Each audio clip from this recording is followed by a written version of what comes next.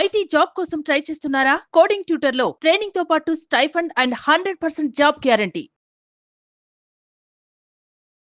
Hello Ram గారు. Hi Nagaraju. మనిషి ఎప్పుడైనా సరే ఎదగాలి అనుకున్నప్పుడు జనరల్గా ఒక గోల్ సెట్ చేసుకొని ఉంటారు. గోల్ సెట్ చేసుకున్న తర్వాత క్లారిటీ ఎక్కడో మిస్ అవుతూ ఉంటుంది. ఎందుకంటే తనకు వచ్చేటువంటి ఎదురు దెబ్బలు కానివ్వండి, లేదంటే ఒక ప్రాసెస్లో మనం వెళ్తున్నప్పుడు తెలియకుండానే కొన్ని సమస్యలు మన చుట్టూ కమ్మేస్తాయి అన్నమాట.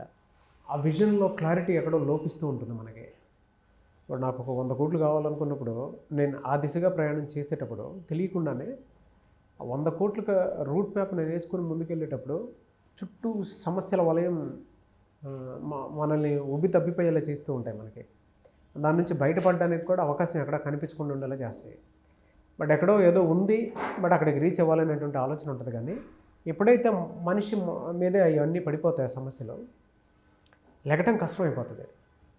దాన్ని ఎలా అంటే సమస్య ఏది వచ్చినా కూడా మన మైండ్ స్ట్రాంగ్గా చేసుకొని మన గోల్ రీచ్ అవ్వాలి అని అంటే ఏ విధంగా మనల్ని మనం స్ట్రాంగ్ చేసుకొని ముందుకు వెళ్ళాల్సినటువంటి అవసరం ఉంది. విజువలైజేషన్ దానికి ఎలా ఉపయోగపడుతుంది అసలు?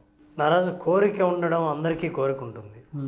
కోరిక స్పష్టంగా ఉండడం చాలా ముఖ్యం. అవును. స్పష్టత లేకపోతే దాన్ని కోరిక అంటారు, కోరికకు స్పష్టత ఉంటే దాని లక్ష్యం అంటారు.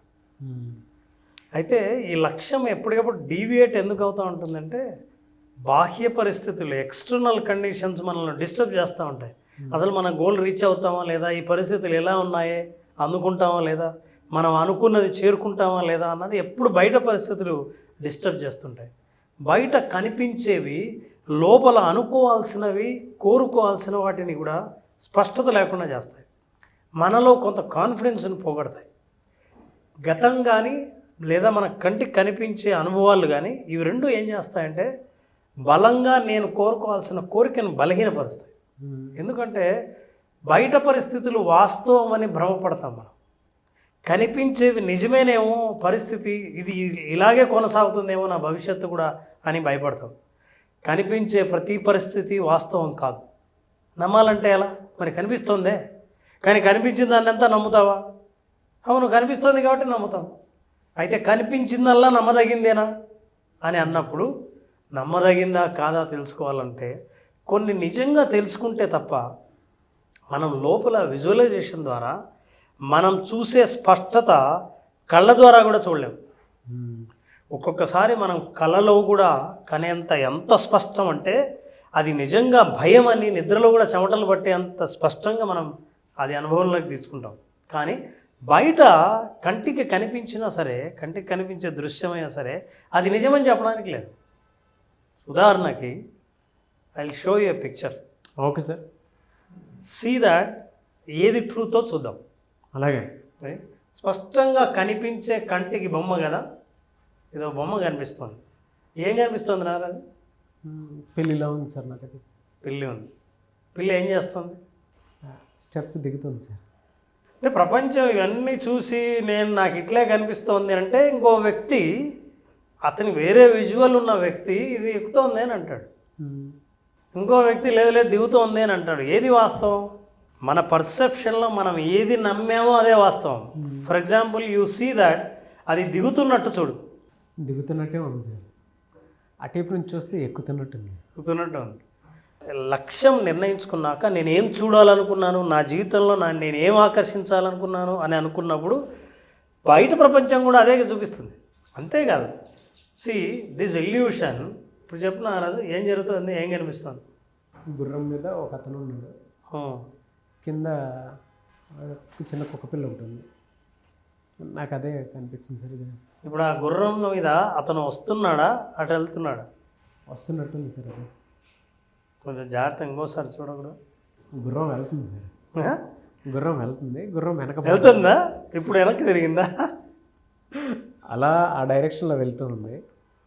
నేను ఫస్ట్ చూసినప్పుడు ఇలా వస్తున్నట్టు అనిపించింది, ఎందుకంటే కాళ్ళు చూస్తే ముందు పెట్టినట్టు అనిపించింది. బట్ తర్వాత మీరు చెప్పిన డైరెక్షన్ బట్టి చూస్తే అది వెళ్తున్నట్టు. ఇప్పుడు ఫైనల్గా అది వెళ్తుందా వస్తుందా? ఇప్పుడు ఎలా కనిపిస్తోంది అన్నది కాకుండా నేనేం చూడాలనుకుంటున్నాను అనేది చాలా ఇంపార్టెంట్. నేనేం చూడాలనుకుంటున్నానో అదే కనిపిస్తుంది. Look at this. ఇది పెద్ద పరీక్షనే నారాజ్. ఇది దీంట్లో ఏ ఇల్యూజన్ లేదు, దీనిలో కామన్ సెన్సే ఉంది. అంటే అసలు ఎలా చూస్తాం ఇప్పుడు చెప్తే బస్సు ఏ డైరెక్షన్లో వెళ్తుంది, లెఫ్ట్కి వెళ్తుందా రైట్కి వెళ్తుందా, నమ్మకాన్ని బట్టి దీని మీద ఎక్స్పెరిమెంట్ చేశాను. నో, ఇది మాత్రం నమ్మకానికి సంబంధించింది కాదు. అదే that's what I wanted to say. అన్నీ ఆప్టికల్ ఇల్యూజన్స్ కాదు. ఇంతకుముందు నేను 2 చూపించినవి ఆప్టికల్ ఇల్యూజన్స్. అంటే వాస్తవ ప్రపంచం ఏముంది, నువ్వేం చూడాలనుకుంటున్నావు, వాస్తవం ఎలా ఉన్నా సరే నువ్వు చూడాలనుకుంటే అలాగే ఈ ప్రకృతి నీకు కనిపిస్తుంది. You can bend the reality. Okay, you can bend the reality. So ఇప్పుడు ఇక్కడ నేను చూపిస్తున్నది బస్సు నిలబడి ఉంది. ఇప్పుడు స్టార్ట్ అయ్యి కదిలితే ఏ డైరెక్షన్లో కలుగుతుంది, లెఫ్ట్ సైడ్ పోతుందా రైట్ సైడ్ పోతుందా? Right side sir. Right side. అంటే ఊహించి చెప్పావా అసలు ఏంటి, దానికి ఏమైనా లాజిక్ ఉందా, సైన్స్ ఉందా, అసలు ఎందుకు ఏ సైడ్ పోతుంది? సెన్స్ చెప్పింది సార్ అంతే. డ్రైవర్ ఏ సైడ్ ఉంటాడు? రైట్. ఇక్కడున్నాడా ఇటువైపు ఉన్నాడా, ఎక్కడున్నాడా? ఇటువైపే సార్. ఇటువైపు గోయింగ్. సెన్స్ చెప్పిందా? అంటే దానికి ఏమైనా లాజిక్ ఉండాలి, అట్లా సెన్స్ చెప్పడం ఉండకూడదు. ఇప్పుడు ఇందులో ఆప్టికల్ ఇల్యూజన్ ఏం లేదు, స్పష్టమైన పిక్చర్ ఉంది. అవును. ఇది ఒక ప్రయోగం చేశాం నారాజు. చాలామంది పెద్దవాళ్లను ఈ డైరెక్షన్ గురించి అడిగాం. సరిగ్గా చాలామంది చెప్పలేకపోయారు, ఎందుకంటే అందులో ఏమీ లేదు. కిటికీలు ఉన్నాయి, బస్సు ఉంది, ఇది రైట్ సైడ్ వెళ్తుందా లెఫ్ట్ సైడ్ వెళ్తుందా చెప్పలేదు. జీవిత అనుభవాలు ఒక్కొక్కసారి అనుభవం దగ్గరగా చూసినప్పుడు, ఆ బ్లూ ప్రింట్ నా అనుభవంలోకి వచ్చినప్పుడు ఖచ్చితంగా ఏం జరుగుతుందో కూడా చెప్పచ్చు. ఫర్ ఎగ్జాంపుల్ మీ అబ్బాయి ఏం చదువుతున్నాడు నారా? First class sir. అసలు స్కూల్కి వెళ్తుంటాడా? వెళ్తుంటాడు. ఆ వయసు వాళ్ళను మేము దాదాపు 20 to 25 చిల్డ్రన్ అడిగితే ఆల్ 25 కరెక్ట్ ఆన్సర్ చెప్పారు. దీనికి ఒక కరెక్ట్ ఆన్సర్ ఉంది, అంతకుముందు ఉన్న వాటికి కరెక్ట్ ఆన్సర్ లేకపోవచ్చు, అది పర్సెప్షన్ బేస్డ్. కానీ దీనికి ఒక కరెక్ట్ ఆన్సర్ ఉంది. Can you tell me what is the correct answer? పిల్లలందరూ కరెక్ట్గా ఆన్సర్ చెప్పారు. Last chance. నేను ఫస్ట్ వన్కే వెళ్తాను సార్. ఫస్ట్ అయితే దానికి ఏం లాజిక్ లేదు కదా? లాజిక్ ఏం లేదు, జనరల్గా నాకు నా సెన్స్ అంత బలంగా చెప్పింది. దీన్ని చిన్నపిల్లలు ఎందుకు కరెక్ట్గా చెప్పారు, పెద్దవాళ్ళు ఎవరు చెప్పలేకపోయారంటే, వాళ్ళు రోజు స్కూల్కి వెళ్ళేటప్పుడు బస్సు ఎక్కుతారు. బస్సు ఎక్కడానికి మెట్లు లేవు ఇక్కడ. మెట్లు అటువైపు ఉన్నాయి. అటువైపు మెట్లు ఉన్నాయంటే డ్రైవర్ ఇటువైపు ఉన్నాడు. ఇటువైపు ఉన్నాడంటే బస్సుకు రైట్ సైడ్ డ్రైవర్ ఉంటాడు, అంటే ఈ సైడ్ ఉన్నాడు. అవును. సో ఇది రైట్ సైడే వెళ్తుంది. నీ ఇంట్యూషన్ కరెక్ట్. సో ఈ ఇంట్యూషన్ ఉంది ఒక్కోసారి దీన్నే. కానీ నాకు ఇక్కడ ఇంకోటి బాగా నచ్చింది ఏంటంటే, మీరు చెప్పినా సరే నేను ఫస్ట్ వన్నే నేను దానికే ఫిక్స్ అయ్యానని చెప్పేసి బలంగా నిలబడటం అనేది చూసారా. తప్ప రైట్ అనేది పక్కన పెట్టేసేయండి, నా మనస్సాక్షి అదే చెప్తుంది, ఇంక దాన్నే ఉంచు అని చెప్పేసి చెప్పడం అనేది. ఇది 6th సెన్స్ అంటాం.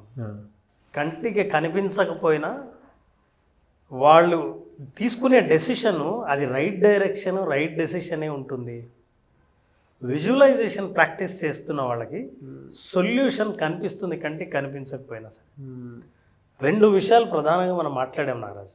Number 1, you can bend reality.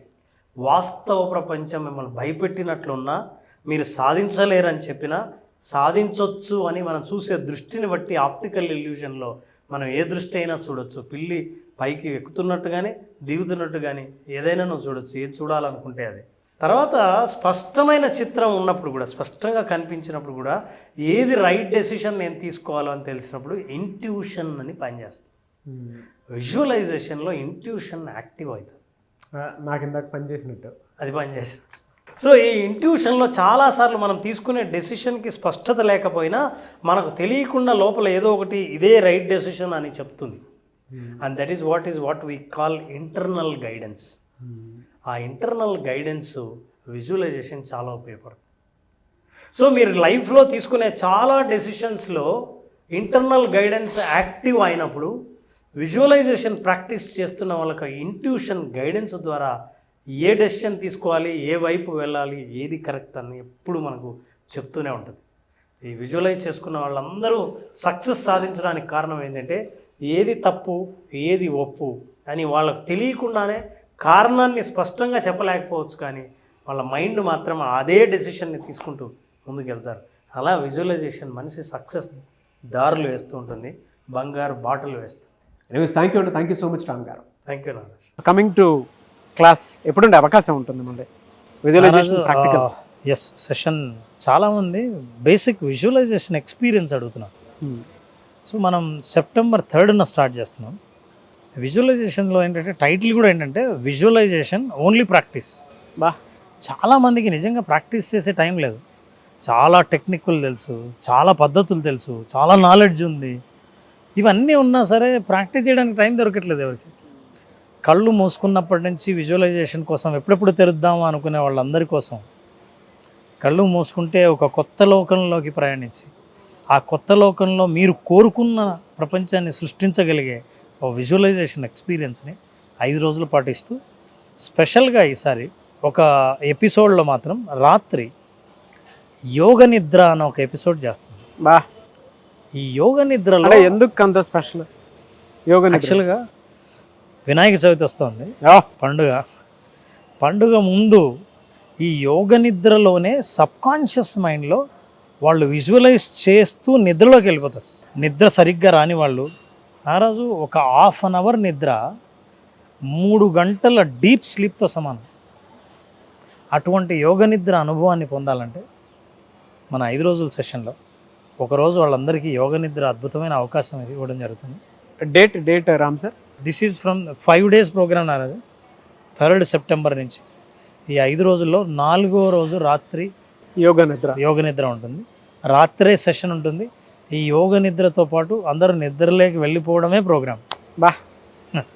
So September 3న ఎవరైనా ఎన్రోల్ చేసుకోవాలి అనుకున్నటువంటి వాళ్ళు ఆ రోజు నుంచి ప్రోగ్రామ్ స్టార్ట్ అవుతుంది. స్క్రీన్ మీద మీ కాంటాక్ట్ నెంబర్ కనిపిస్తుంది. Visualisation 2.0 practice, so only practice. అంటే చాలామందికి ఇది అనుభవంలోకి ఎలా వస్తుంది అనేటువంటి డౌట్స్ ఉంటాయి కదా, అటువంటి వాళ్ళు మాత్రం డెఫినెట్గా ఎన్రోల్ చేసుకొని క్లాస్ని అటెండ్ అవ్వాల్సినటువంటి వాళ్ళు స్క్రీన్ మీద మీ కాంటాక్ట్ నెంబర్ కనిపిస్తుంది, దాన్ని మీరు కాల్ ఆర్ మెసేజ్ వాట్సాప్ చేసి సెప్టెంబర్ 3న ఎన్రోల్ చేసుకోండి. ఈ వీడియో లైక్ చేయండి, షేర్ మాత్రం తప్పకుండా చేయండి. ఇలాంటి మరిన్ని వీడియోస్ కోసం మా ఛానల్ ఫాలో అవ్వండి. Thank you so much Ram sir. Thank you Naraj.